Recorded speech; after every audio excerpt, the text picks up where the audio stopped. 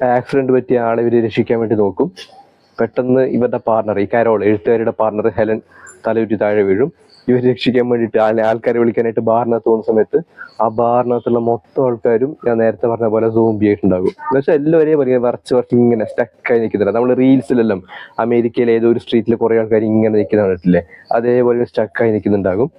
പിന്നെ ഒരു തരത്തിൽ ആ പെണ്ണുങ്ങൾ അവിടെ നിന്ന് വണ്ടി എടുത്തിട്ട് ഇവരെ ഹോസ്പിറ്റലിൽ കൊണ്ടുപോകാൻ വേണ്ടി ഹോസ്പിറ്റലിൽ എത്തുമ്പോഴത്തേക്ക് ഹോസ്പിറ്റലിലെ ഡോക്ടറും നേഴ്സും പേഷ്യൻറ്റും സെക്യൂരിറ്റിയും എല്ലാ ആൾക്കാരും സോംബിയായി. സോംബി എന്ന് വെച്ചാൽ ഞാൻ നേരത്തെ പറഞ്ഞില്ലേ, മനുഷ്യനെ തന്നെ സോംബി ഒന്നുമല്ല, എല്ലാ ആൾക്കാർക്കും ഒരു യൂണിഫോമിറ്റി വന്നു, എല്ലാവരും പെരുമാറുന്നതും സംസാരിക്കുന്നതൊക്കെ ഒരേ രീതിയിലായിരിക്കും. അങ്ങനെ ഈ പെണ്ണുങ്ങൾ ഈ കരോൾ എന്ത് ചെയ്യും, ഇവരുടെ ഫ്രണ്ടിന്റെ ഹെലന്റെ ഡെഡ് ബോഡി എടുത്ത് വണ്ടിയിലിട്ടിട്ട് നേരെ വീട്ടിലേക്ക് പോകും. വീട്ടിലേക്ക് പോയിട്ട് കീ, അതായത് വീടിന്റെ ഡോർ തുറക്കാനുള്ള കീ നോക്കുന്ന സമയത്ത് ഇവരുടെ അയൽവാസികളായിട്ടുള്ള 2 കുട്ടികൾ വരും. ഈ 2 കുട്ടികളും ഒരേപോലെ സംസാരിക്കും, ഞങ്ങൾ നിങ്ങളെ സഹായിക്കാം. രണ്ടുപേരും ഒരേപോലെ പഠിപ്പിച്ചു വിട്ട പോലെയൊക്കെ സംസാരിക്കും. ഇത് കാണുമ്പോൾ തന്നെ ഈ കരോളിന് മനസ്സിലാകും ഈ വൈറസ് ഇവരെയും അഫക്ട് ചെയ്തിട്ടുണ്ടെന്ന്.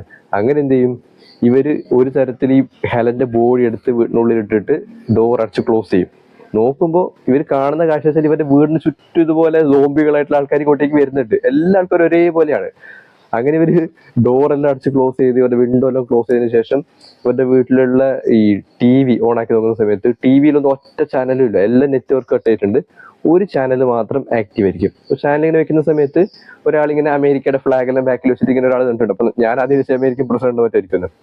അപ്പൊ ഇവര് ഇങ്ങനെ വെയിറ്റ് ചെയ്യുന്നുണ്ട്. എന്നിട്ട് ഈ പെണ്ണുങ്ങൾക്ക് ഒരു ഫോൺ കോൾ വരും വീട്ടിലേക്ക്.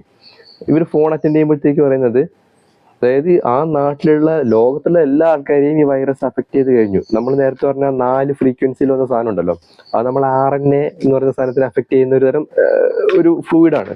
എന്ന് വെച്ചാൽ ഈ 4 ഫ്രീക്വൻസി കൊണ്ട് ഉദ്ദേശിക്കുന്നത് ഈ നമ്മൾ ഈ അഡനിൻ, ഗ്വനിൻ, സൈറ്റോസിൻ ആ സാധനം ഉണ്ടല്ലോ, ആ 4 കാര്യങ്ങളാണ് ഈ വന്നുകൊണ്ടിരിക്കുന്നത്. എന്ന് വെച്ചാൽ ഒരു വൈറസ് പോലത്തെ ഒരു സാധനമാണ്. എന്ന് വെച്ചാൽ ഒരു ഈ സലൈവയിൽ കൂടി പകരുന്ന ഒരു തരം സാധനം. ആ എന്താണ് ഈ സലൈവ അല്ലെങ്കിൽ ഒരു ഫ്ലൂയിഡ് എത്ര ആൾക്കാരിലേക്ക് സ്പ്രെഡ് ആവുന്നുണ്ടോ അവർക്കെല്ലാം ഈ പറയുന്ന അസുഖം ബാധിക്കും. അവിടെ വെച്ചാണ് ഇതിന്റെ 1ാമത്തെ എപ്പിസോഡ് അവസാനിക്കുന്നത്. കണ്ടു കഴിഞ്ഞപ്പോഴത്തേക്ക് വല്ലാത്തൊരവസ്ഥയിലേക്ക് എത്തി. ഇത് എങ്ങോട്ടേക്കാണ് പോകുന്നുള്ള കാര്യം നമുക്ക് മനസ്സിലാവില്ല. ഈ ഏലിയൻ അറ്റാക്ക് ആണോ, അല്ലെങ്കിൽ ഈ പറയുന്ന നമ്മൾ ഈ കൊറോണയും കോവിഡെല്ലാം വന്ന പോലത്തെ അങ്ങനെയുള്ളൊരു സംഭവമാണോ, ഒരൈഡിയ തരുന്നില്ല. പക്ഷെ നമ്മളെ പിടിച്ചിരുത്തുന്ന ഒരു വല്ലാത്ത എപ്പിസോഡായിരുന്നു 1ാമത്തെ എപ്പിസോഡ്. ഗംഭീരമായിട്ടുള്ള മേക്കിംഗ് ആണ്.